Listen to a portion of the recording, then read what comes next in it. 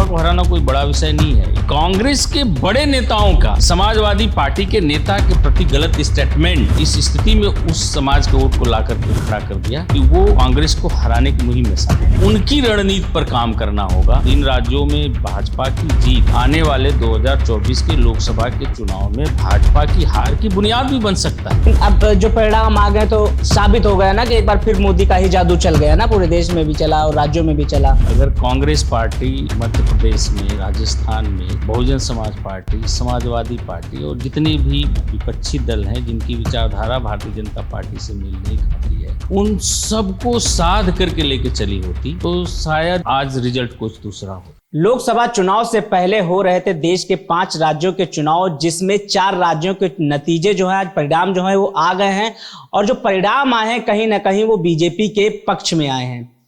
बातचीत करेंगे हम उत्तर प्रदेश समाजवादी पार्टी के सहयोगी पार्टी जनवादी पार्टी के अध्यक्ष हैं ये संजय चौहान जी। संजय चौहान जी, नतीजे आ गए, परिणाम आ गए हैं, किस तरीके से देख रहे हैं परिणामों को? कांग्रेस पार्टी की जो क्षेत्रीय पार्टियों से सामंजस्य बना करके चलने की साफ नियत का अभाव रहा है कि ये परिणाम की जो अपेक्षा थी वो नहीं हो पाया। अगर कांग्रेस पार्टी मध्य प्रदेश में, राजस्थान में, बहुजन समाज पार्टी, समाजवादी पार्टी और जितने भी विपक्षी दल हैं जिनकी विचारधारा भारतीय जनता पार्टी से मेल नहीं खाती है, उन सबको साध करके लेके चली होती तो शायद आज रिजल्ट कुछ दूसरा होता। और दूसरे एंगल से अगर आप देखें तो भारतीय जनता पार्टी और कांग्रेस पार्टी दोनों की जड़ें एक हैं और दोनों का स्पष्ट ये मानना है कि देश से क्षेत्रीय दलों को खत्म करना चाहिए और देश के अंदर 2 दलीय व्यवस्था लागू करनी चाहिए, जो बीजेपी भी सोचती है और कांग्रेस भी सोचती है।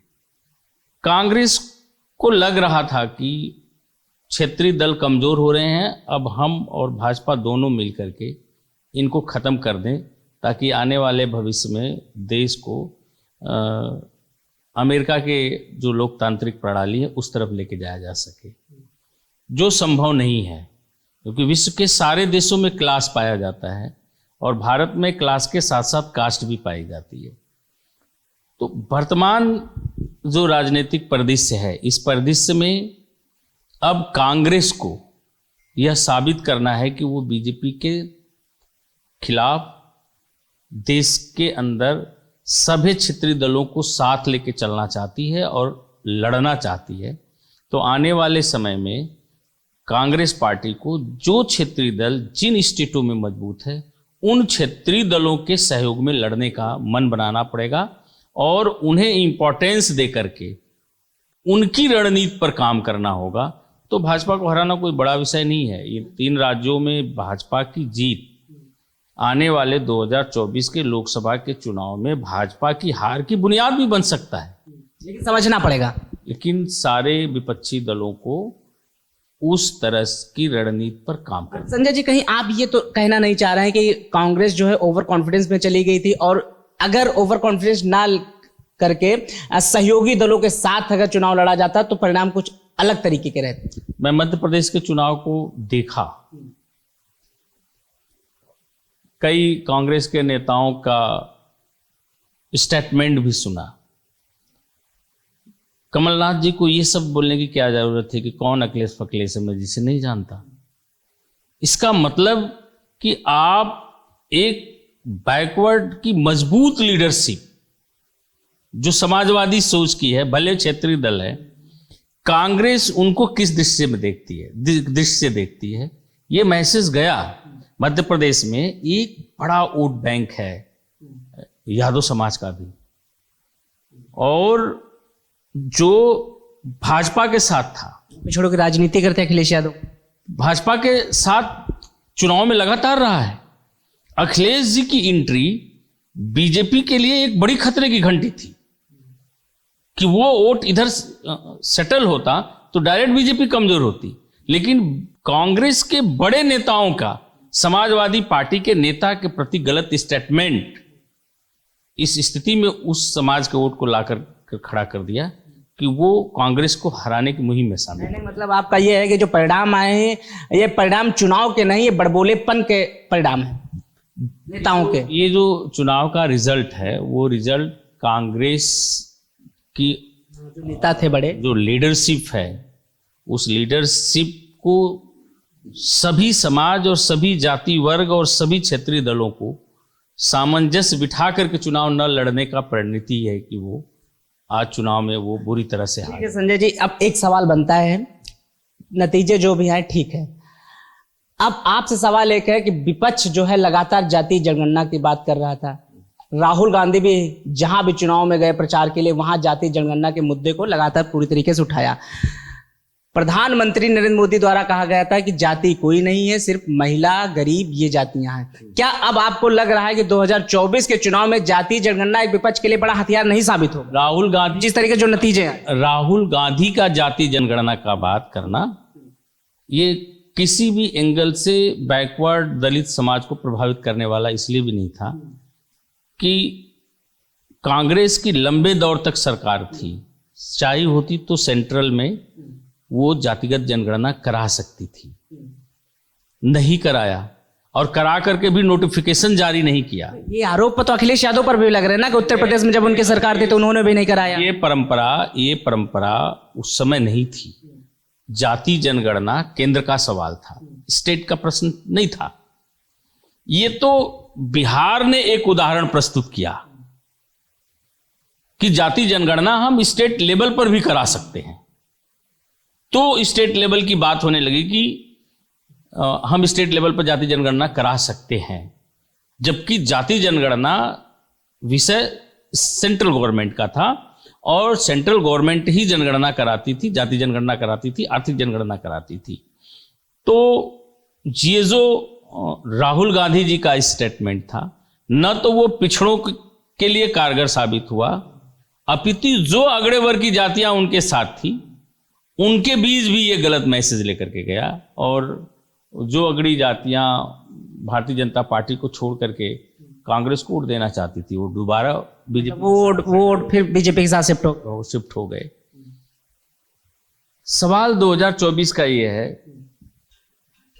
कि बीजेपी अपना काम कर रही है,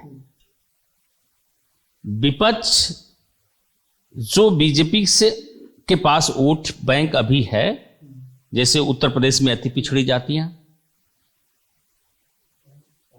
और तमाम सारे वर्ग के लोग हैं जो बीजेपी के साथ खड़े हैं, उनसे कैसे हटाएं और हम बड़ा दिल दिखा करके उसे कैसे जोड़ें। ये स्ट्रेटेजी पर अगर हम काम हमने नहीं किया और उनको भागीदारी के लिए मुश्किल किया तो 2024 के चुनाव विपक्ष के लिए बहुत भारी पड़ेगा। तो कहीं ना कहीं आपको मतलब लग रहा है कि राहुल गांधी को एक बड़ा दिल दिखाना पड़ेगा। जो 24 की रणनीति है, पूरे गठबंधन को, जो इंडिया गठबंधन के सहयोगी, सबको अपने अपने राज्यों में प्राथमिकता देनी होगी। देखिए, ये तो तय है कि देश की सियासत में, राष्ट्रीय राजनीति पर राहुल गांधी अच्छे नेता हैं, लेकिन स्टेट वार जो चुनाव हैं और स्टेट की जो फोर्सेस हैं, क्षेत्रीय पार्टियां, अगर कांग्रेस उनको वैल्यू नहीं दिया, अगर उन्हें सम्मानजनक ढंग से उनके नेतृत्व में उन स्टेटों में चुनाव नहीं लड़ा, तो कांग्रेस की जो लड़ाई है, जो विपक्ष की लड़ाई है सत्ता पक्ष के खिलाफ, सेंट्रल में वो मजबूती से नहीं हो पाएगी। जैसे उत्तर प्रदेश में समाजवादी पार्टी एक मजबूत दल है जो विपक्ष की भूमिका में है। कांग्रेस पार्टी को समाजवादी पार्टी के नेतृत्व में उत्तर प्रदेश में चुनाव लड़ना चाहिए और यहाँ की स्ट्रेटेजी, यहाँ की बीजेपी के अगेंस्ट सारी रणनीति अखिलेश यादव जी के हाथ में दे देना चाहिए और कांग्रेस को अखिलेश यादव जी के साथ और पीछे खड़े होकर के बीजेपी के खिलाफ चुनाव लड़ेगी तो बीजेपी हार सकती है। 2024 उत्तर प्रदेश में बुरी तरह से हार सकती है, क्योंकि जो वोट बैंक बीजेपी के साथ है, हम लोग अभी पदयात्रा निकाले हैं। एक दौर था, आज से 4-4 साल पहले का एक दौर था कि लोग चट्टी चौराहे पर बीजेपी के अगेंस्ट सुनना पसंद नहीं करते थे। आज के टाइम पे किसी चट्टी चौराहे पर अगर हमारी नुक्कड़ सभा लगी हुई है तो पूरे बाजार के लोग सुन रहे हैं और बीजेपी के अगेंस्ट नारे भी लगा रहे हैं। ठीक है, आप ठीक कह रहे हैं, लेकिन अब जो परिणाम आ गए तो साबित हो गया ना कि एक बार फिर मोदी का ही जादू चल गया ना, पूरे देश में भी चला और राज्यों में भी चला। अब तो ये साबित हो रहा है। साबित हो रहा है मोदी जी का जादू से कम है, विपक्ष की सही रणनीति उनके खिलाफ नहीं है, ये फैक्टर ज्यादा है। और बीजेपी ने दिया क्या है कि उनका जादू चल जाए? बीजेपी ने बेरोजगारों को क्या दिया, नौजवानों को क्या दिया, किसान को क्या दिया, आवाम को क्या दिया है? देश को कितना मजबूती से लूटा है, सब लोग समझ रहे हैं, देख रहे हैं। मोदी का कोई मैजिक नहीं है, बल्कि विपक्ष की मोदी के खिलाफ सही रणनीति नहीं बन पा रही, इस वजह से मोदी जीत जा रहे हैं। इसलिए जो परिणाम आए हैं उसी का ये परिणाम आ रहा है, वो भाजपा के पक्ष में चला जा रहा है। तो शुक्रिया। ये थे संजय चौहान जी, जो साफ तौर पर बता रहे हैं कि जो 5 राज्यों के जो चुनाव थे उसमें जो 4 राज्यों के जो चुनाव आए हैं, कहीं ना कहीं वो मोदी मैजिक नहीं है, जो विपक्ष की रणनीति है कहीं ना कहीं उसमें कमी रहेगी, इसीलिए जो परिणाम आने थे वो सत्पक्ष में नहीं आए। कैमरा पर्सन जाकिर के साथ मैं अविनाश दंगला, लखनऊ।